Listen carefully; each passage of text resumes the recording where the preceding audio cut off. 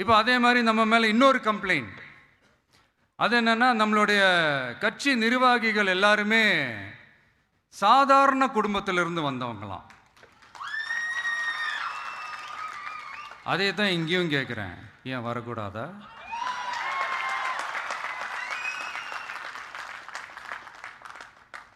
சாதாரண குடும்பத்திலேருந்து வந்தவங்க தான் பெருசு பெருசாக சாதிச்சிருக்கிறாங்க.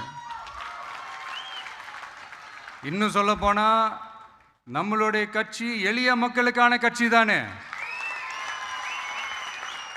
அப்படி இருக்கும்போது நம்மளுடைய கட்சி நிர்வாகிகளும் எளிய குடும்பத்தை சேர்ந்தவங்களா தான் இருப்பாங்க. நம்மளுடைய கட்சி ஒன்றும் பண்ணையாறுகளுக்கான கட்சி கிடையாதுல்ல.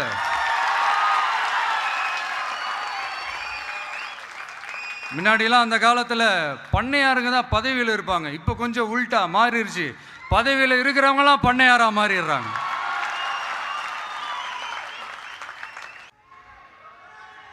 மக்களுடைய நலனை பற்றியோ, நாட்டோட நலனை பற்றியோ, வளர்ச்சிகளை பற்றியோ எதை பற்றியும் கவலைப்படாமல் பணம் பணம் பணம், எந்தெந்த வழிகளில் எந்தெந்த ரூட்லலாம். இப்படிப்பட்ட இந்த மைண்ட் செட் உள்ள இந்த பண்ணையார்களை அரசியலை விட்டே அகற்றுவது தான் நம்மளுடைய முதல் வேலை.